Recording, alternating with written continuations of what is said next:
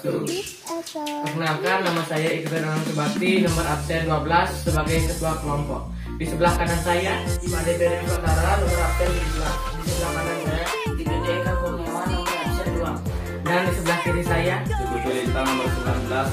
Dan di sebelah kiri saya Gede Berani Hasguna, nomor absen 4. kami akan menyampaikan organ-organ pernafasan. Organ pernafasan. Organ pernafasan ada 8. Yang pertama ada hidung. Hidung merupakan organ pernafasan yang langsung berhubungan dengan udara luar. Hidung dilengkapi dengan rambut-rambut hidung, selaput lendir, dan konka. Rambut-rambut hidung berfungsi untuk menyaring partikel debu atau kotoran yang masuk bersama udara. Selaput lendir. Selaput lendir sebagai perangkap benda asing yang masuk ke tiup saat bernafas, misalnya debu, virus, dan bakteri. Konka. Konka mempunyai banyak kapiler darah yang berfungsi menyamakan udara luar yang tertiup dari luar dengan suhu tubuh atau menghangatkan udara yang masuk ke paru-paru. Yang kedua ada faring. Faring merupakan organ pernapasan yang terletak di belakang posterior organ hidung hingga organ mulut yang ada di atas faring superior. Dinding faring tersusun atas otot rangka yang dilapisi oleh membran mukosa.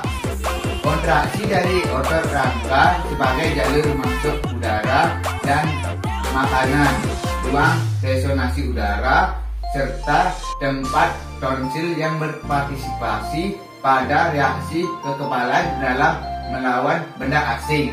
Yang ketiga ada laring. Laring atau ruang suara merupakan organ pernapasan yang menghubungkan faring dengan trakea.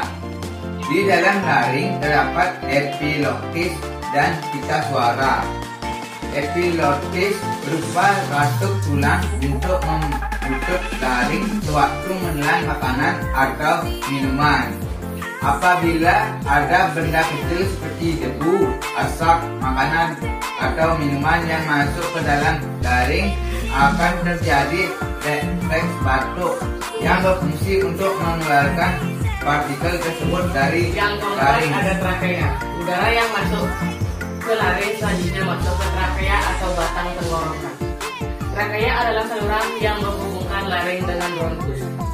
Trakea memiliki panjang sekitar 10 sampai 12 cm dengan lebar 2 cm.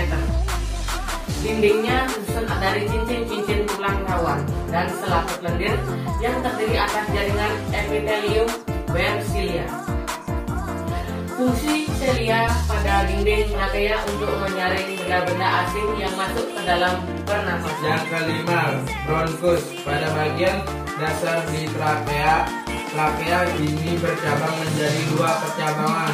Trakea tersebut disebut dengan bronkus. Masing-masing bronkus memasuki paru-paru kanan dan paru-paru kiri. Struktur bronkus hampir sama dengan trakea, tetapi lebih sempit. Bentuk bidang rawan bronkus tidak teratur, tetapi berselang-seling dengan otot polos. Yang keenam, bronkiolus. Di dalam paru-paru bronkus bercabang-cabang lagi. Bronkiolus merupakan cabang-cabang kecil dari bronkus. Pada ujung-ujung bronkiolus terdapat gelombang-gelombang yang sangat kecil dan berdinding tipis yang disebut dengan alveolus. Jamak sama dengan alveolus. Yang ketujuh, alveolus. Dinding alveolus tersusun atas satu lapis jaringan epitel tipis. Struktur yang demikian memudahkan molekul-molekul gas melalui dinding alveolus. Gas-gas yang ada di dalam darah, adanya gelembung-gelembung alveolus memungkinkan perubahan luas permukaan untuk perlukaran gas. Luas permukaan alveolus 100 kali luas tubuh manusia. Berparu-paru menyebabkan penyerapan oksigen lebih efisien. Yang kedelapan, paru-paru. Paru-paru merupakan alat pernapasan utama.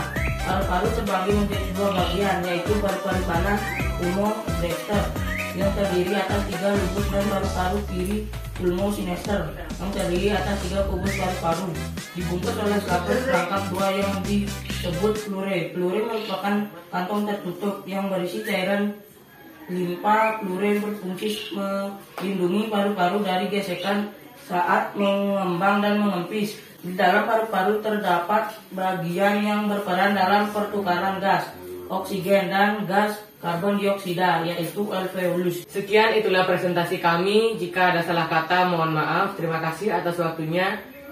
Om Santi Santi Santi Om.